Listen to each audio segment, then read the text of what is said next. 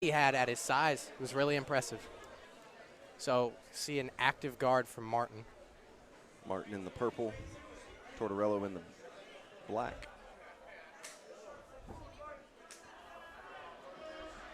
I'm going to call him Ronald.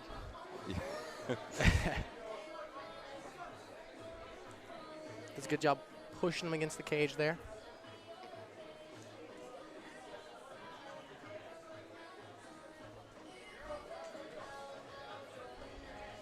I think that's Italian.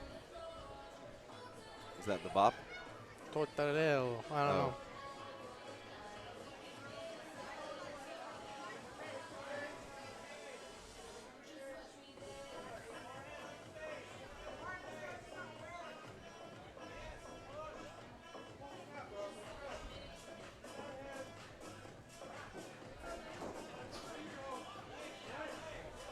Some authority there.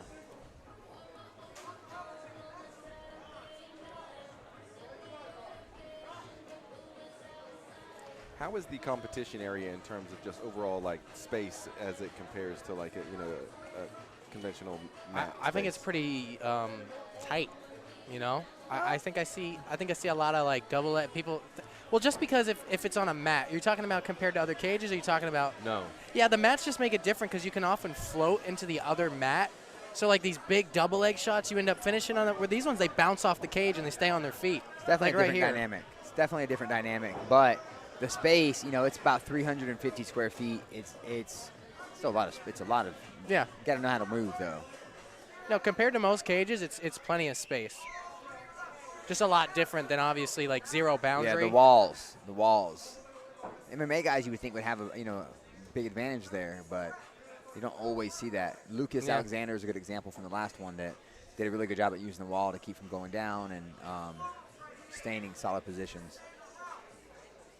So do you think they're planning accordingly? Like, oh, I know I'm going to have this to utilize, or is it kind of just like dealing with it if it becomes a factor?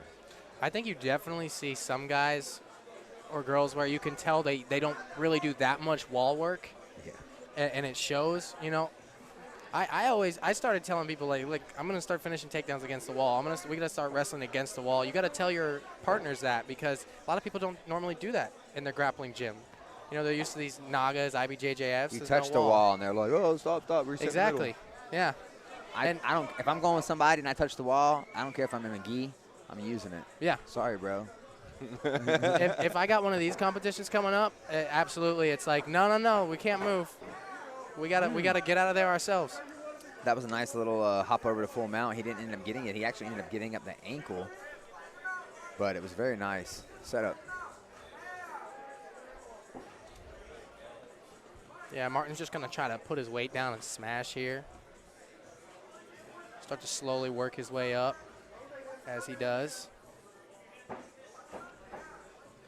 Now a nice pass. Nice, and the mount. Nice shoulder pressure.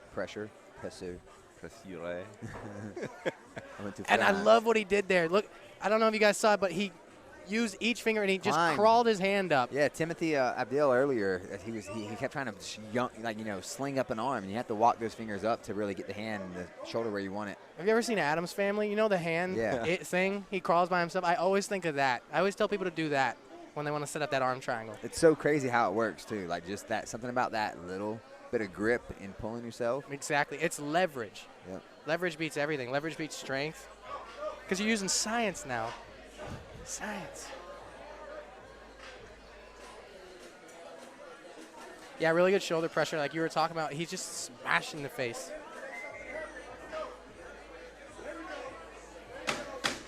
I'm really excited about this main card.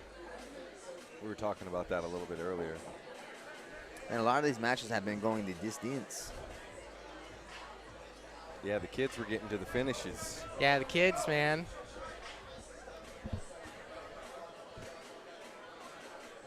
Imagine them when they're this age, you know? I mean, it's going to be insane. It's going to be insane the level that we're going to see.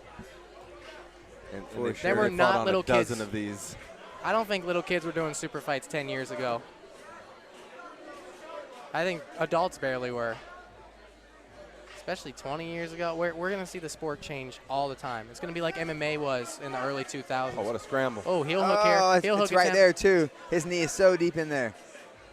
Got a good bite on that. He'll be, ooh. What's saving him right now is that free leg. He keeps kicking the grips Yeah. off with it. But it's deep. Oh, it's deep.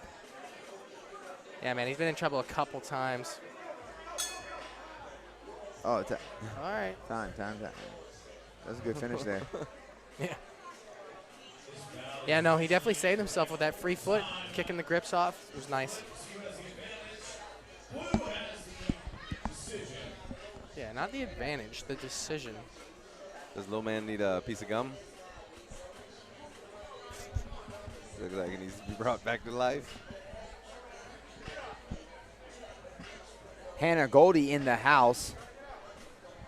Seen a couple of UFC. Phil Rose here. We got Marina Shaffer. I think I saw Felicia Spencer outside. Felicia Spencer was here. She was up in the balcony a minute ago.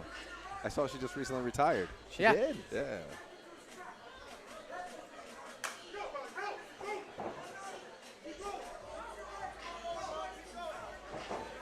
He changes to armbar. See, I feel like if you know, these guys just move fast enough and keep moving, scrambling, it's going to be hard to hold down a lot of these guys. Yeah, exactly. I always think it's the smarter choice. So scrambles are winning 4-1 at the moment. 4-1-1. Oh yeah, and then we have that weird dynamic. We'll say 4-2 because, you know, the guy on the back won, so it's 4-2. Yeah.